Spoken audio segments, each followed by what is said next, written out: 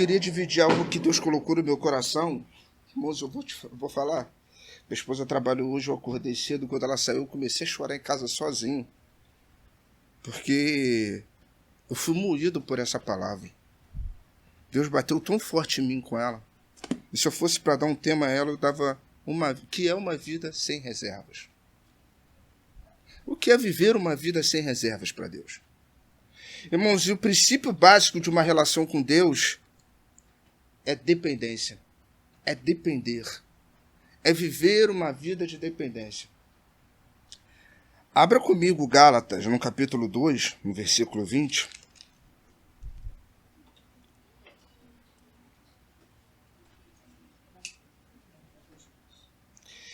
Que vai dizer assim. Paulo escreve: já estou crucificado com Cristo, e vivo, não mais eu, mas Cristo vive em mim. E a vida que agora vivo na carne, vivo na fé do Filho de Deus, ao qual me amou e entregou a si mesmo. Irmãos, dependência. O que é depender de Deus? Depender de Deus é o povo no deserto, irmãos, que comia do maná, tinha o maná todos os dias, mas por determinado momento eles começaram a guardar o maná. E o maná começou a apodrecer.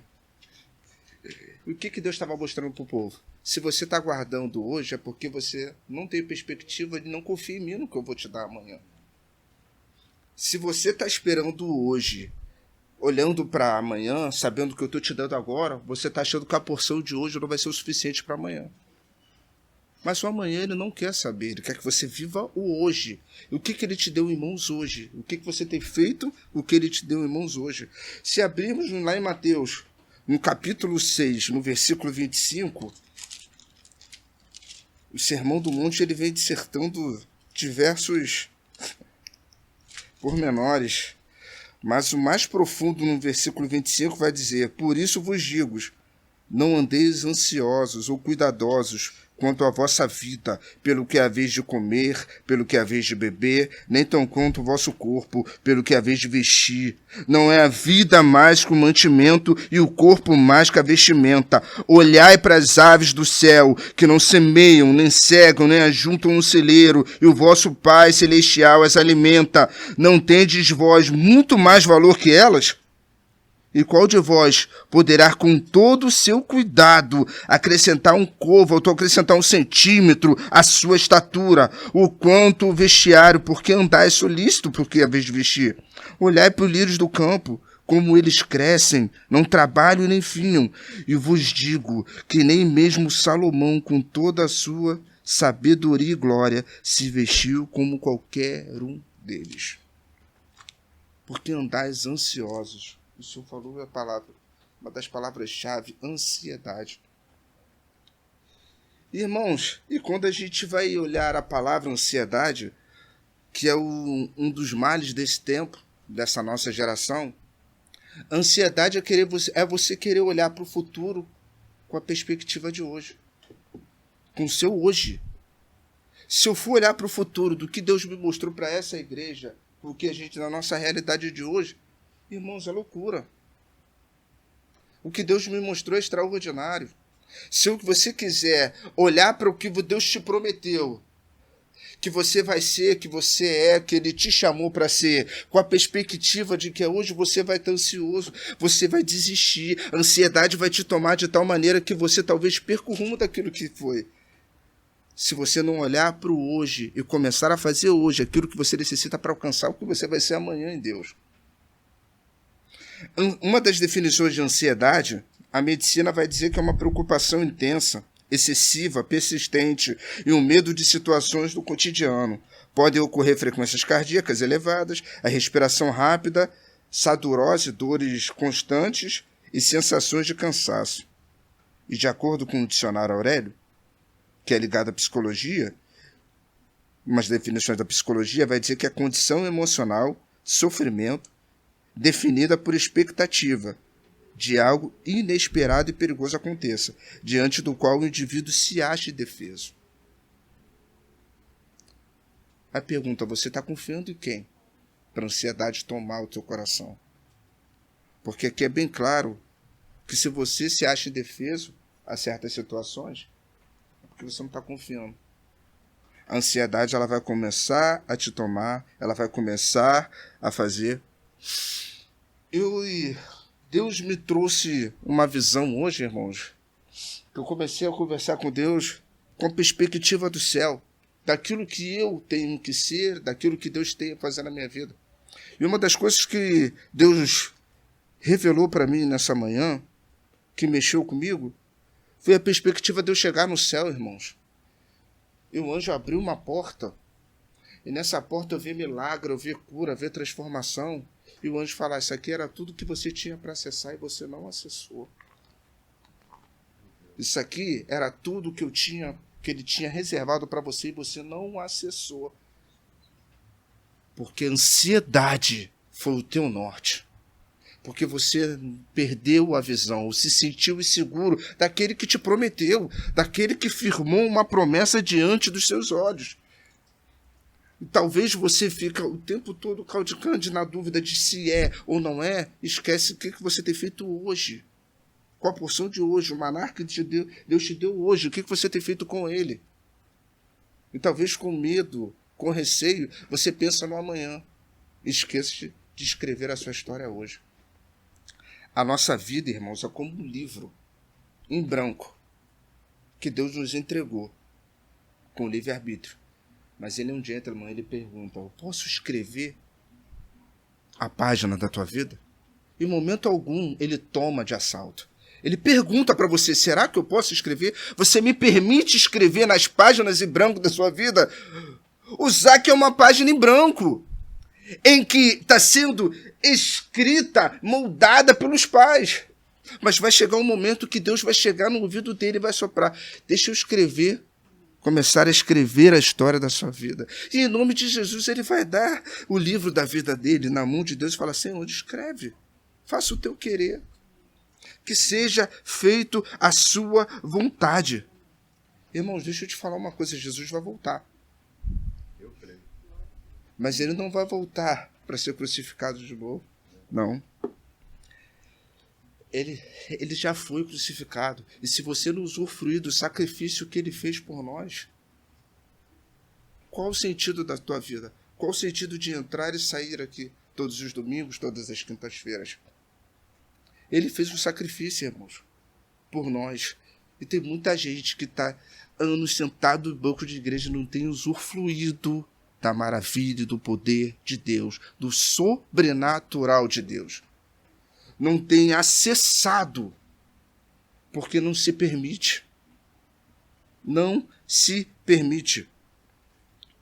A palavra de Deus ela vai dizer lá em 2 Coríntios, no versículo 9, capítulo 9, no versículo 10, aquele que oferta a semente ao que semeia, ao pão ao que tem fome, também vos suprirá e multiplicará a semente, fará devolver os frutos da tua fidelidade. Existe uma forma para você. Não adianta você querer se moldar ao outro. Não adianta você querer pregar igual alguém. Não adianta você querer falar igual alguém. Deus te chamou, Deus te moldou. A forma de Deus para a tua vida é para a tua vida. Não vai se encaixar na minha. Não vai se encaixar na do pastor, não vai se encaixar na de ninguém. A forma é para você. E viver uma vida sem reservas é uma vida de total entrega. Eu preciso alertar uma coisa a você. Porque quem vive uma vida de entrega, ele desperta a negligência do outro. A sua paixão por Deus, pela obra, vai despertar a falta de paixão do outro. O seu amor a Deus vai despertar a falta de amor do outro. Porque se você entender que o seu amor, as pessoas começam a te olhar para o lado, para que ele está fazendo isso? Para que ele está todo dia de manhã na igreja? Com aquele testemunho, para que ele está pintando? Para que ele está fazendo isso? Para que esse grito todo? Para que está o tempo todo esse joelho? Eu entro e saio da igreja e ele está sempre ajoelhado. Porque, irmãos, quando a verdade de Deus é estabelecida, aquilo que está em oculto se revela. As mentiras a falta de verdade começa a ser revelada. Quando Jesus, e tem uma frase que mexeu comigo, lendo e estudando, que quando a verdade de Deus se estabelece, tudo que é falso se denuncia. Tudo aquilo que é falso, que não é verdadeiro. Vou te dar um exemplo. Jesus falava a mesma coisa que os doutores da lei ensinavam, mas Jesus tinha uma verdade que não era. Jesus tinha compaixão, eles não tinham. Jesus colocava a mão nos enfermos e curava. Ele executava, ele fazia, ele mostrou, ele denunciou a verdade dele, que havia nele, e a sinceridade de Deus, pelo seu próprio Deus, denunciou a falsidade dos mestres da época. Irmãos, ele tinha acabado de ressuscitar Lázaro. Era uma excelente oportunidade. Ele ressuscitou, irmãos. Era uma excelente oportunidade para os doutores da fé começarem esse... É o Filho de Deus. É ele. Mas o que estava neles, a falsidade deles, começou a denunciar, começou a perseguir. Começou a querer achar que ele tinha que ser calado. Ele quebrou o sistema, irmão. Entende uma coisa? Quando a verdade de Deus se estabelece, o sistema começa a ser incomodado. Seja ele o sistema do homem, o sistema do parlamento, o sistema presidenciário executivo, o sistema balança, porque a verdade de Deus, quando ela se estabelece, ela estremece a falsidade. Tudo que está aí oculto, está falso, começa a ser revelado. E os medíocres começam a ser desmascarados. Porque a mediocridade, irmãos, e eu fui olhar o significado de mediocridade. O que é viver uma vida medíocre? Um dos significados de vida medíocre ou mediocridade, é sem expressão, originalidade, mediano, pobre, banal. Mas eu te pergunto, você pode me perguntar, Kleber, é medíocre ficar doente? Não. Mas é medíocre você se contentar com a doença. É medíocre eu ler Bíblia? Não. Mas é medíocre você não buscar mais além disso. É medíocre o estado que eu estou vivendo hoje? Não, mas é medíocre você querer continuar nele. A mediocridade é não estar no estado que você está hoje. Estar no posicionamento que você vai tomar em querer ficar ou evoluir, ou sair da situação crendo no que Deus vai fazer no teu amanhã. Esse é viver uma vida de mediocridade. Irmão, viver uma vida de mediocridade é continuar no contentamento dos seus dias atuais. Eu estou doente, eu vou continuar doente, mas ele levou sobre si todas as nossas dores. Eu vou continuar achando e falando, verbalizando. Eu estou doente, eu vivo doente, eu vou fazer isso, eu vou fazer aquilo. Não, irmãos. Quando Jesus ressuscitou Lázaro, era oportunidade. Mas a mediocridade da religião, dos doutores da lei da época, começaram a ser reveladas. Tem gente, irmãos, que nunca vai aceitar o que você carrega. Nunca. Nunca vai aceitar o que você carrega. Sabe por quê? Porque ela vive uma vida de mediocridade. E talvez você entre aqui e fale assim, poxa, acabou de entrar, acabou de chegar na igreja, já está sentando, já está fazendo, já está evoluindo. É porque você está sempre medíocre. Tem gente, irmãos, que se move por aprovação. Tem gente que está sempre querendo fazer alguma coisa para os outros estar vendo. Tem gente que está sempre querendo estar em evidência. Bom, mas aquele que vive uma vida com Deus, ele não se move por aprovação. Ele se move pelos desígnios de Deus. Ele se move pelas orientações do Espírito.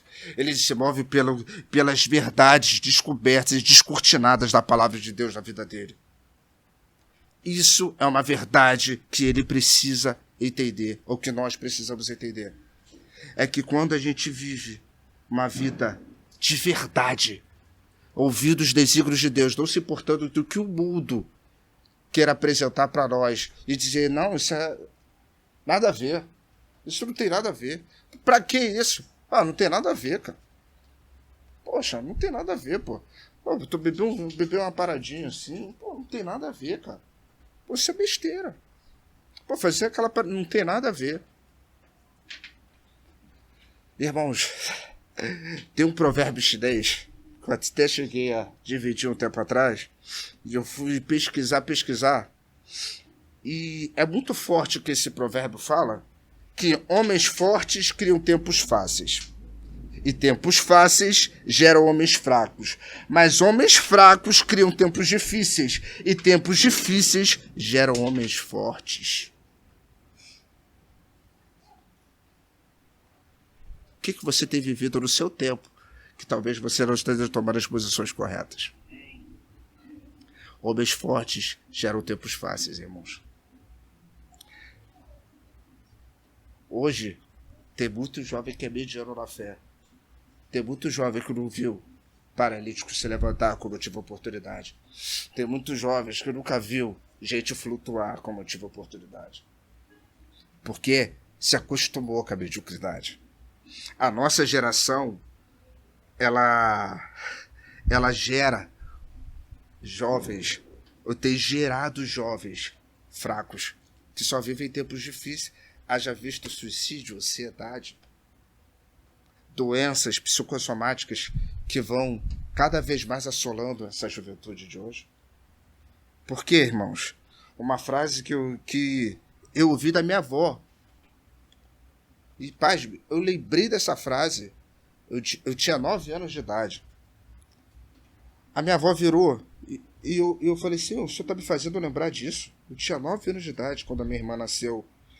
E meu pai e minha avó virou para mim, pro meu pai e falou: não se preocupe em dar ao seu filho ou à sua filha, que ela ia nascer, o que você não teve.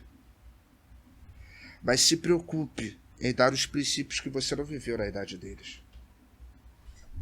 Tem muitos pais hoje, irmãos, que se preocupam em dar muita coisa. Eu vejo hoje, estava na faculdade, eu olhava jovens e falava assim, cara, o cara tem tudo. Mas teve um pai por trás dele que se esmerou, que trabalhou, que é um homem forte, mas não ensinou isso para o filho. Ele deu tudo para ele. O filho tem tudo que ele tem, só não é um homem que ele se tornou. Porque tempos fáceis geram homens fracos. Tempos fáceis vão gerando homens que não sabem e não conseguem consolidar famílias. E você vê famílias se separando, pessoas se perdendo. Muito fácil, irmãos. Qualquer adversidade, pessoas que cortam o pulso. Sempre eu fico pasmo como a juventude de hoje não consegue ser resiliente, passar por um revés. Eu tinha uma raiva tremenda quando eu estava saindo com a minha mãe. Eu falava, mãe, eu quero aquilo ali, depois a gente vai. Depois. Era sempre depois, que eu nunca chegava, irmão. Era na volta ou na volta. Na volta, essa volta nunca chegava, irmão. Mas isso me indignava de um jeito que eu tinha que trabalhar, conseguir o dinheirinho, eu vou lá comprar. Que eu ficava naquela, eu vou jogar. É uma coisa que eu era viciado quando era criança. Era jogar fliperama Mortal Kombat. Eu nunca tinha dinheiro. Eu ficava os caras macetando, eu ficava olhando, mas nunca tinha dinheiro. Falei, eu vou ter que jogar. Eu tenho que jogar um negócio desse, eu vou jogar. E fui correr atrás, fui trabalhar. Porque tempos difíceis, irmãos, geram homens fortes. Que quando passar por uma adversidade, olhar para o filho, ele não vai se incomodar, não vai deitar e vai chorar no travesseiro, ver o filho chorar pedindo alguma coisa. Não, ele vai correr atrás, ele vai fazer. Porque tempos difíceis geram homens fortes. O que você faz hoje, irmãos, vai definir o que seus filhos são no futuro. Irmãos, o evangelho não começa em você. Ou melhor, o evangelho não termina em você, ele começa em você. E você pensa que as coisas vão só passar na sua geração, na sua vida, não. O que você faz hoje vai refletir o futuro dos nossos filhos. Quem você é hoje? Irmãos, me permita, pastor é o primeiro pastor da sua família. Mas quando as suas filhas casarem, e aprove a Deus dar um pastor para sua família, elas verão pastora, eu vou falar, eu sou a 2ª geração de pastores da família do meu pai. Eu sou a 4ª ou a 5ª da minha mãe. Mas do meu pai, eu sou a 2ª. Isso não começou, não terminou nele, irmão. E quando a geração chegar, quando ela contar dos filhos para os filhos, ela vai contar que lá, nele. Não foi que o pastor Adriano, não morreu no pastor Adriano. Não, começou nele. O que tem começado em você, que vai se perpetuar na tua geração, que vai ecoar nas gerações dos teus filhos, que vai dizer, o meu pai solidificou algo e pavimentou para que eu pudesse estar aqui hoje. Não só porque ninguém fez isso por você, não deixe isso se multiplicar na tua vida. Não faça isso, irmãos. Não é porque meu pai era um bêbado drogado que eu vou continuar dando continuidade ao legado que ele deixou para mim, porque foi o único legado que meu pai me deixou. Minha mulher tá aí que não deixa mentir. É você ressignificar tudo aquilo que você acha que é normal, porque você conviveu dentro da sua família com isso, e modificar tudo, irmãos. Hoje a gente vive a geração mimimi, né? Chamada geração mimimi. Sabe de onde surgiu essa palavra, irmãos? É a geração do mínimo esforço. É a geração do mínimo esforço. Não faz tanto esforço, irmãos. Não precisa fazer tanto esforço. Então é uma geração que vai sempre se perdendo, se perdendo, se perdendo. Irmão, eles têm tudo sem fazer nada. Ou melhor, eles têm muito sem fazer nada. Sem construir nada, sem solidificar nada. Irmãos, o evangelho não se faz com ausência de esforço. O evangelho não se faz sem esforço. Irmãos, teve alguém que se esforçou para eu estar aqui. Alguém que orou para eu estar aqui. Esse ministério está de pé porque alguém se esforça por isso. É isso que nós precisamos entender. E, irmãos, nós fomos resgatados aos 45 do segundo tempo. Ele veio para os seus e os seus rejeitaram. E nós tivemos o direito de sermos chamados filhos de Deus. Entenda isso, irmãos. A redenção, ela não é nada mais, nada menos que a entrega de Deus para nos resgatar. Ele deu tudo, irmãos. Eu vou pegar... Acho que não foi à toa. Irmão, até ter... Ele fez uma confissão do pôquer. Tem uma jogada no pôquer, irmãos. Eu lembrei de você, eu guardei isso. Eu falei, Senhor, tá tudo descrevendo o que o Senhor queria falar. Uma jogada no pôquer chamada all-in. All-in é quando você entrega todas as cartas, independentemente do que seu adversário tem. As fichas, viu? Não sei. Tem diferença, eu sei que é. Então, irmãos, a redenção foi Deus entregando tudo. Tem um versículo áureo da Bíblia, né? Dos áureos da Bíblia que todo mundo sabe de cor. João 3,16. Qual é o João 3,16?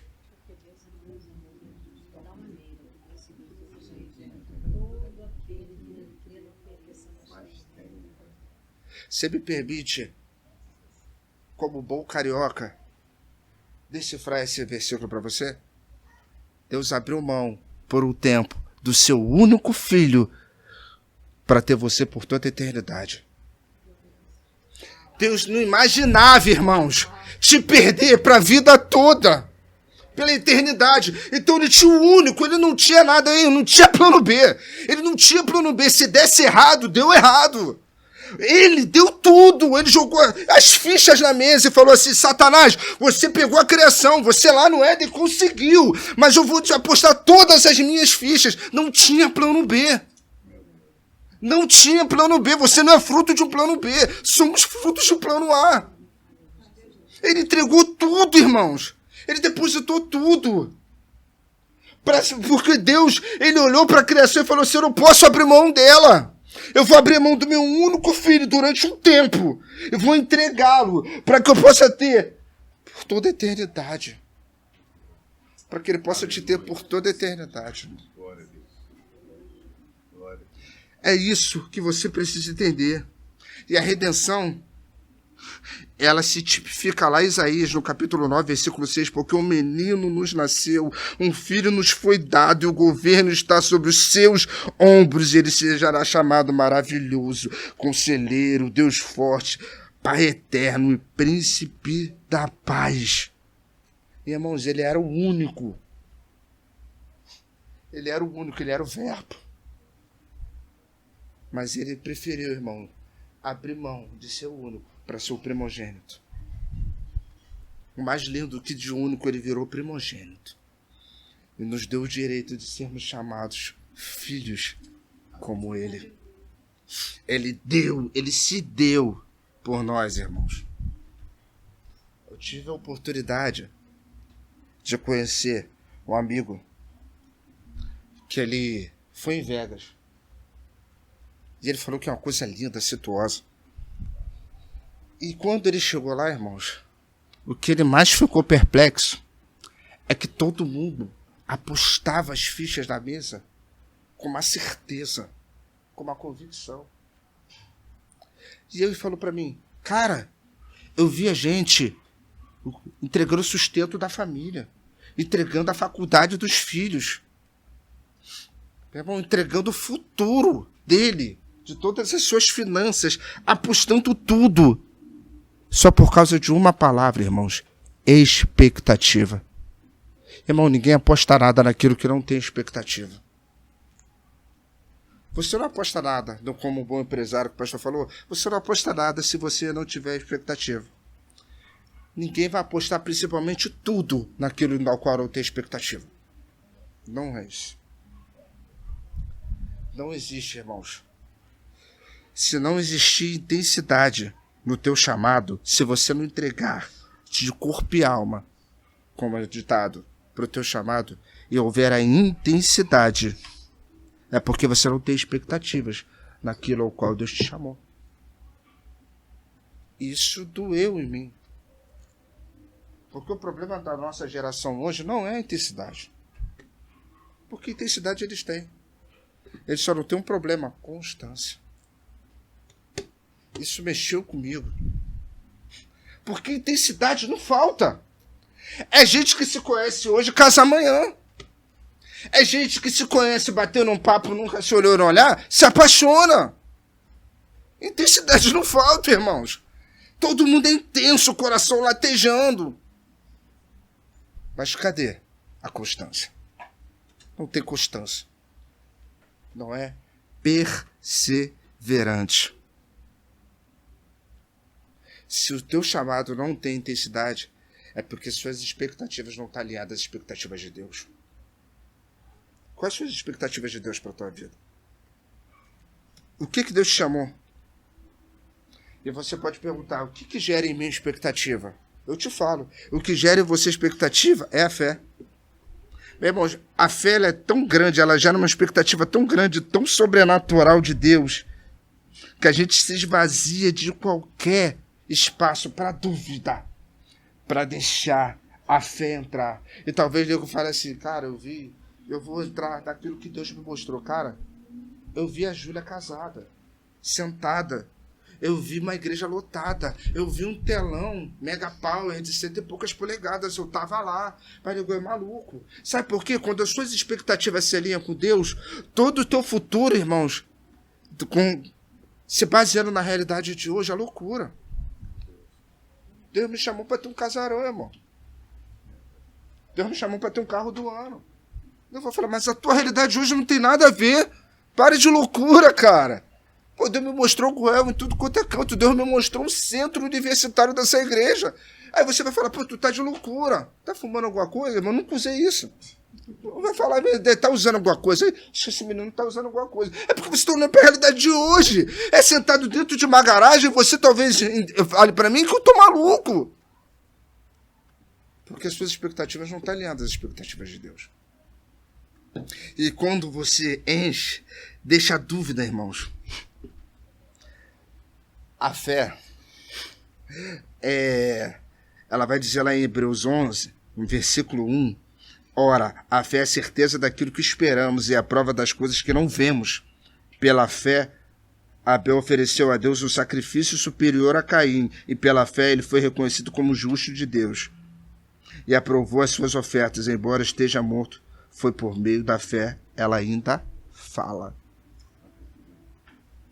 Irmãos, a fé fere a lógica do tempo presente. Não adianta você andar em fé e querer seguir uma lógica humana. Não. Pela lógica, um baixinho derrotou um gigante. Feriu a lógica. Fere a lógica. Feriu a lógica, o mais novo governar sobre o pequeno. A perseguição. Vamos perseguir. Tem que matar todas as crianças. Aí o que a lógica faz? Bota essa criança no rio e deixa ela criada lá dentro do seu perseguidor. A lógica é sendo ferida, irmãos. A fé, ela fere a lógica todo o tempo. E o nosso problema é querer andar pela lógica. Irmãos, andar pela lógica até o ateu anda. Me prova. Que ele quer viver sendo provado o tempo todo. Me prova. O ateu é assim. E se você anda pela lógica, a fé não te move. Você não tem fé. Não tem fé, irmãos. Se você não ressignificar o poder de Deus na tua vida, se você olhar para a sua vida com as expectativas daquilo que você já passou, pelas suas experiências passadas, o que você passou não mede o poder de Deus, que Ele vai fazer amanhã e depois. Não dá, irmãos. Não dá para olhar para o meu passado e tentar olhar para o meu futuro e dizer que é através do espelho do meu passado que eu vou mover meu futuro. Não. Tem uma frase que eu costumo falar sempre com ativistas, principalmente negros. Eu prefiro olhar para o para-brisa do que olhar para o retrovisor. Porque qual é o maior espelho, irmãos? O retrovisor é só para você olhar de vez em quando. Sempre para ter atento o que está lá atrás. Sabe o que é o teu retrovisor da vida? É sempre para você não esquecer. Ei, ali. Ei, foi lá que você caiu. Ei, foi lá que você tombou. Presta atenção. Não olha. Mas o para-brisa está na tua frente. Continua olhando para o alvo. O seu alvo é Cristo. Continue. Persevere. E, irmãos, e para viver uma vida de entrega, de total entrega, você precisa viver o propósito. Qual é o propósito, irmãos? Alguém sem propósito, irmãos, é alguém que não sabe para onde vai. Alguém sem propósito não sabe o que fazer. Qualquer coisa que o Senhor me dá, eu faço. Não. Eu faço isso, mas eu também faço qualquer coisa que o Senhor me der. O meu chamado é esse, o meu propósito é esse. Irmão, se Ele te chamou para pregar, mergulhe na palavra. Se Ele te chamou para cuidar de vidas, vá cuidar de vidas. Se Ele te chamou para cantar, seja o melhor cantor. Se Ele te chamou para orar, seja o melhor intercessor. Viva uma vida de propósito. Irmão, Oscar Wilde, um escritor irlandês da década de 800, viveu em 800, ele falou uma frase tremenda. Viver é uma das coisas mais raras do mundo, porque a maior parte das pessoas só existem. Viver é uma das coisas mais raras do mundo, porque a maioria das pessoas só existem. E você talvez me pergunte, qual a diferença entre existir e viver? É fácil.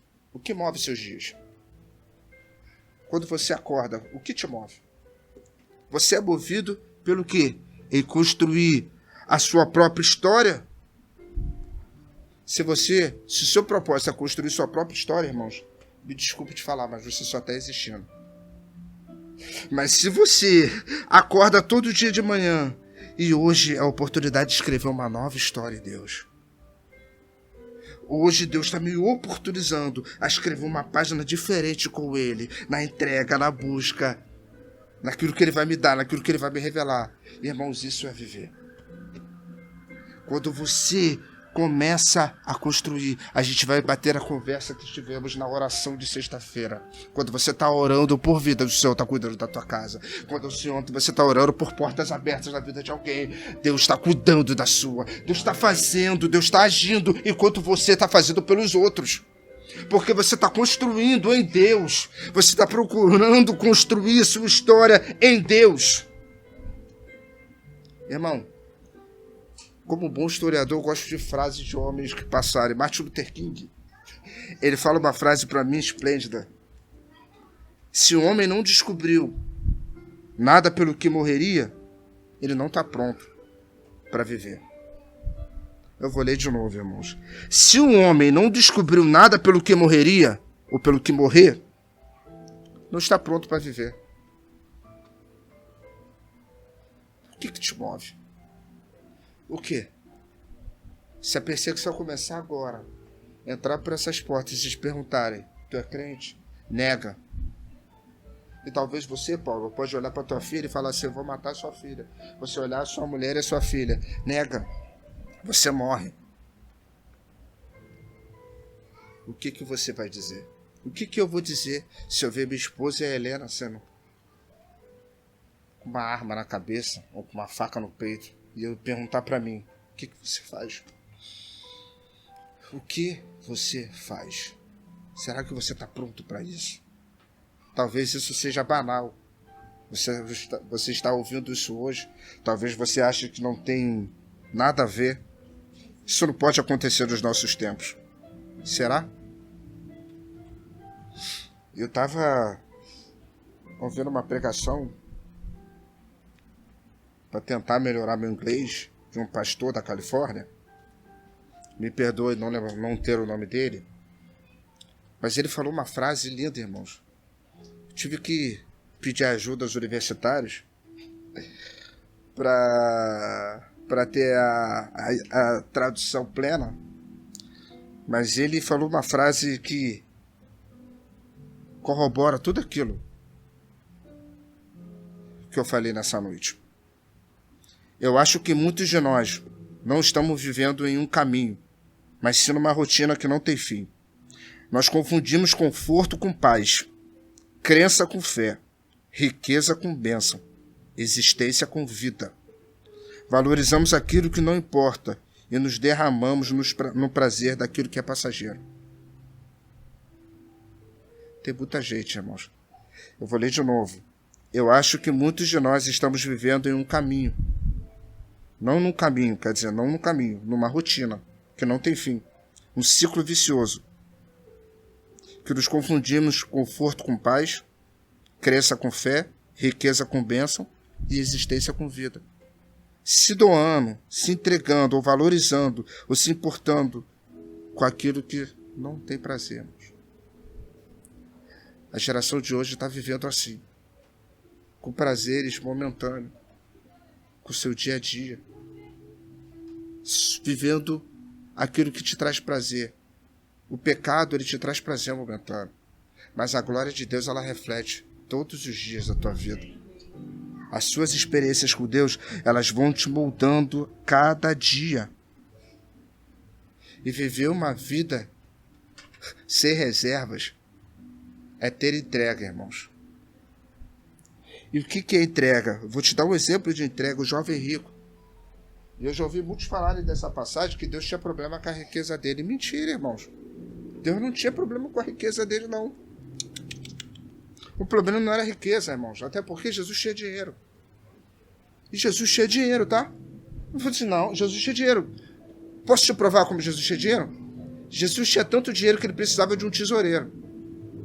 E esse tesoureiro ainda roubava. E mesmo assim não faltava nada. Ou seja, Jesus tinha dinheiro. Jesus tinha dinheiro. Mas Jesus não tinha problema com a riqueza dele, irmãos. O problema é que Jesus estava vendo lá na frente. Aquilo que você tem hoje vai te tirar do caminho lá na frente. Então vende tudo que tem e siga-me. Mas ele preferiu, irmãos, continuar com aquilo que ele tinha hoje. Ele não experimentou o que ele podia ter lá na frente. Irmãos, eu fiquei imaginando isso. Esse jovem discípulo, ele podia ter sido um discípulo de Cristo. Ele podia ter transformado a geração dele. Ele podia ter um nome escrito nos anais da Bíblia, irmãos. Mas eu e você nunca saberemos quem foi ele. Porque ele perdeu a oportunidade, irmãos. O que ele tinha no presente, irmãos, roubou o que Jesus tinha para ele no futuro. E quantas vezes isso aconteceu comigo? O que eu tinha no meu presente roubou várias oportunidades. Deixa eu te contar uma coisa. Essa noite não vai ter replay, irmão. Talvez ali. Mas essa noite que você está vivendo hoje não tem replay. Que se você viveu hoje, você não vai viver de novo. O tempo que você viveu hoje, os minutos já se passaram. Não volta mais. E eu te pergunto, se ele voltasse hoje, irmãos, você estava preparando, você está queimando como na primeira vez. Se ele voltar hoje, como ele vai te encontrar? Irmãos, eu não tenho o direito de falar para o Senhor, espera um pouquinho. Porque eu tô com família, eu tô com isso, eu tô com aquilo. Qual é a tua entrega? O que você tem dado para ele? Irmãos, eu tô atarefado, Senhor, não dá, porque eu tenho isso, eu tenho aquilo para fazer, meu cotidiano é muito cheio, entendeu? Já tô lendo a Bíblia aí, que o pastor mandou, com a igreja aí, agora parar, perder um tempinho a mais, não dá não, Senhor. É muita coisa. Senhor, não dá. Porque quem quer, irmãos, faz, quem não quer, dá desculpa. Quem quer, faz, quem não quer, dá desculpa. Deus, Ele quer a sua entrega. E deixa eu te falar uma coisa, para terminar.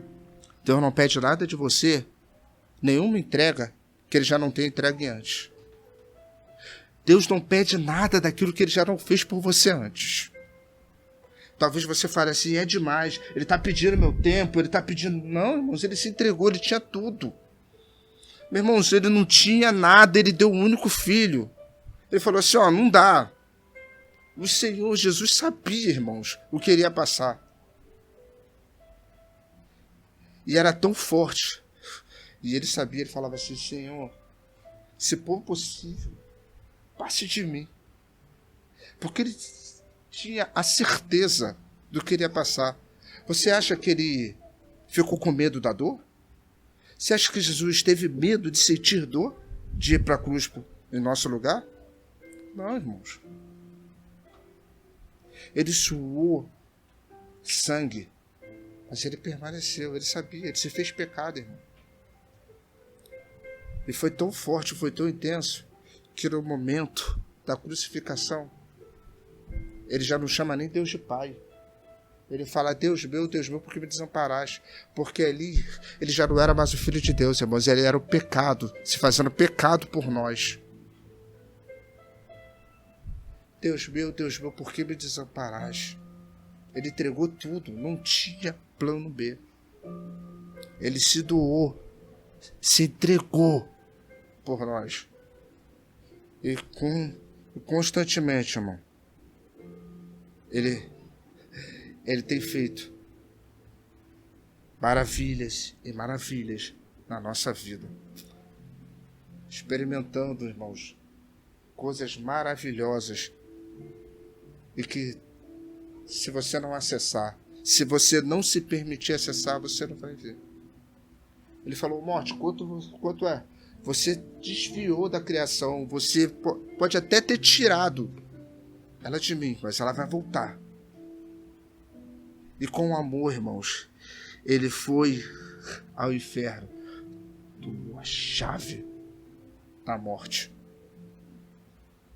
Se fez pecado, se fez dor. Pelas suas pisaduras, nós fomos sarados. Ele se entregou, irmãos, sem reservas. 1 Coríntios 11, capítulo 15, versículos 55 e 57 vai dizer, onde está a morte, a tua vitória? Onde está a morte, o teu aguilhão? O aguilhão da morte é o pecado, e a força do pecado é a lei, mas a graça de Deus que nos dá a vitória por meio do Senhor Jesus Cristo. Ele se entregou, irmãos. Ele olhou para a cara do pecado. Dá. Morte. Dá. Ele recuperou a criação de volta, irmãos. Ele deixou do seu resplendor de glória para entregar por nós. Eu te pergunto, o Senhor deu tudo. Como João 3,16, que ele deu o seu único filho para que virasse o primogênito. Ele entregou tudo, irmão, sem plano B, por nós. Será que o que temos vivido hoje é o suficiente para que possamos viver uma vida de entrega e dizer, eu vivo uma vida de entrega constante? E, irmãos, Deus, ele é um homem, ele é especialista em ressignificar a história. E talvez a gente esteja tendo a oportunidade nessa noite de mudarmos a atitude, de mudar os nossos pensamentos. Não só metanoia, irmãos, mas mudança de postura e atitude. O maior perseguidor da igreja, irmãos, ele era contra a religião, ele não era contra a religião, ele era o perseguidor da igreja. Foi o que mais teve as revelações mais lindas da Bíblia, que foi Paulo. Ele precisou cair do cavalo. Mas quando ele caiu do cavalo, irmãos, ele começou a acessar tudo aquilo que Deus tinha para ele, sem reservas. Se doou. Será que é preciso você cair do cavalo? Será que você não está precisando cair do cavalo para que você possa entender o que é uma vida de entrega? Uma vida sem reservas? Será que você está apostando todas as suas fichas como se Jesus fosse voltar hoje? Será que você pode? Será que os teus ouvidos estão aguçados para ouvir a trombeta? Será que os seus pensamentos estão alinhados ao pensamento de Deus? Talvez você vai falar assim, eu estou muito nova, tenho umas provas para fazer, tenho que estudar. Volta agora não, Senhor, eu tenho muito para viver. Será que você está preparado, irmãos, para ouvir vinde bendito de meu Pai? Será que estamos realmente vivendo aquilo que Deus quer que nós vivamos? Qual é a tua realidade hoje? Qual é a tua entrega? Você tem vivido em função do teu propósito? Você tem escrito a tua história em Cristo? Ou você prefere escrever a sua história buscando os seus ideais? Aquilo que é necessário, sem alinhar suas expectativas às expectativas de Deus. Eu deixo essa reflexão para você nessa noite, irmãos. Que possamos não ter reservas e entregar tudo. Apostar todas as fichas naquilo ao qual o Senhor te chamou. Esquece o amanhã. Viva o hoje. Seja melhor hoje. Para que amanhã você seja melhor amanhã do que você foi hoje. Sempre entendendo o chamado. Sempre sabendo para onde vai. Com um propósito, olhando para o alvo. Que essa palavra gere em você o desejo, o anseio, a sede de queimar. De queimar mais e mais e mais e mais. Como se fosse a última vez. Como se você soubesse que a morte pudesse estar te esperando lá fora. Ou como se ele viesse hoje. Será que se você morrer hoje, qual é o inventário que vai ter no céu a teu respeito? Qual é o inventário que vão ter no céu? É essa indagação que eu deixo para vocês nessa noite.